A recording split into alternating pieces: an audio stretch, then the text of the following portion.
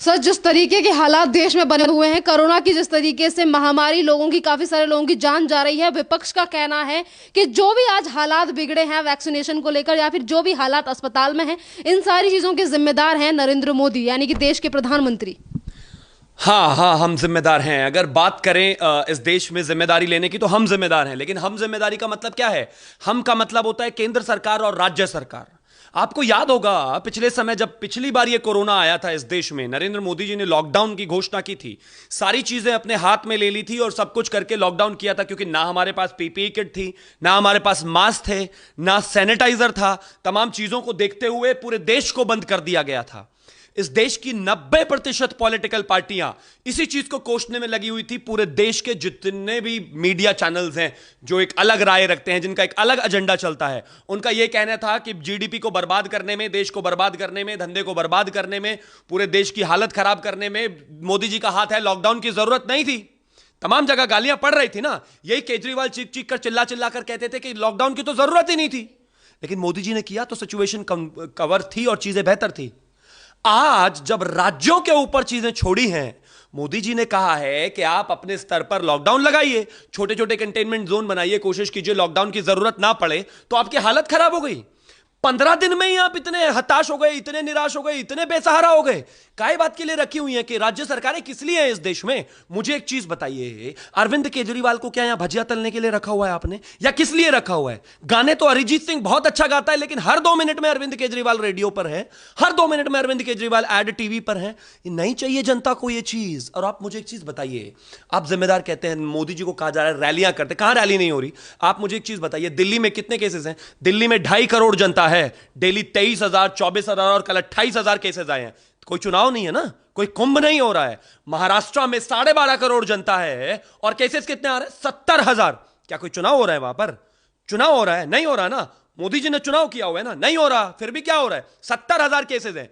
पिछली बार जब कोरोना आया था तब भी महाराष्ट्र नंबर 1 पर था। आज कोरोना आया है तब भी महाराष्ट्र नंबर 1 पर है। पिछली बार भी दिल्ली के यही हालात थे, इस बार भी दिल्ली के यही हालात हैं। ये दोनों चीफ मिनिस्टर सबसे ज्यादा उछलते रहते हैं, ड्रामेबाजी करते रहते हैं, सोशल मीडिया करते रहते हैं, 24 घंटा न्यूज चैनल करते रहते हैं, दिन रात रेडियो करते रहते हैं। लेकिन जब काम की बात होती है तो डिलीवरी कहां है? परसों कहने लगे कुछ घंटों की ऑक्सीजन बची हुई है दिल्ली में। आप मुझे एक चीज बताइए, मुझे अगर ऑक्सीजन चाहिए, मुझे अगर खाना चाहिए, तो मैं होटल वाले से मांगूंगा या मीडिया वाले के पास जाऊंगा? ट्विटर पर डालकर, लोगों में पैनिक करके, लोगों को बरगलाकर, लोगों को कहकर, लोगों में एक इनसिक्योरिटी की भावना पैदा करके आप केंद्र से गुहार लगा रहे हो। कल सिलेंडर आ गया, उसके बाद तो आपने ट्वीट नहीं किया। ये बात आप नरेंद्र मोदी जी से कहिए, ये बात आप पीएमओ से कहिए, ये बात आप केंद्र सरकार से कहिए, लेकिन आप पब्लिक डोमेन में जाकर ये बताना चाहते हैं कि मैं तो मेहनत कर रहा हूं, लेकिन कुछ हो नहीं रहा। एक आरटीआई से खुलासा हुआ है कि पिछले जितने भी टर्म केजरीवाल के हुए हैं, दिल्ली में एक नया हॉस्पिटल नहीं बना है, एक नया हॉस्पिटल।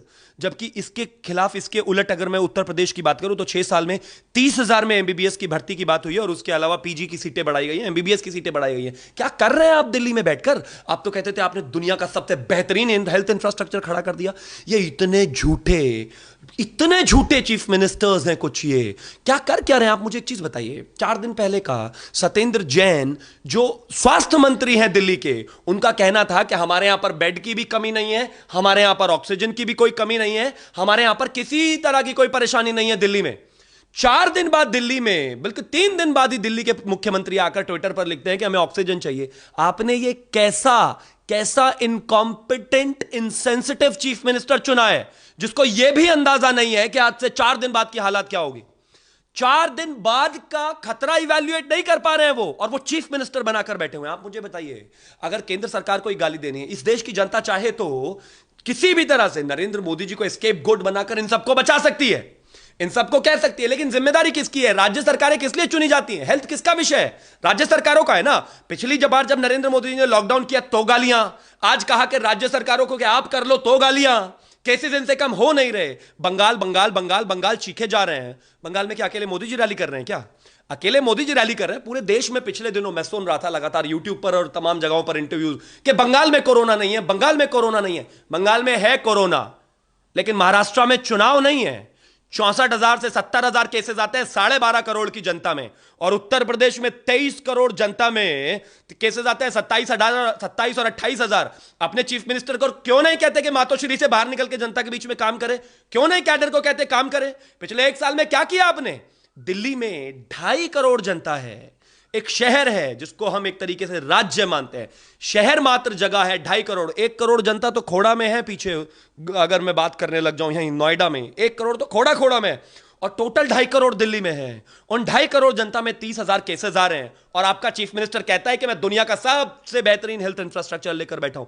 अगर नरेंद्र मोदी जी को ही सब कुछ देखना है, केंद्र को सब कुछ देखना है, तो राज्य सरकारें बनाते क्यों भाई? वोट क्यों डालते हो राज्य सरकारों को? मना कर दीजिए। इस देश में कोई राष्ट्रपति शासन चलता है क्या? नहीं ना। और रही बात बार बार लगातार ये कहने की कि नरेंद्र मोदी जी की वजह से ये तमाम चीजें हो रही हैं, वैक्सीनेशन में देरी। इस दुनिया में सबसे नंबर 1 मुल्क है हिंदुस्तान, जिसने अभी तक 12.5 करोड़ वैक्सीन लगाई हैं। इनका जो चाटुकारिता जिनकी करते हैं ना, चाइना और अमेरिका की, वो भी अभी तक वहां तक नहीं पहुंचे हैं।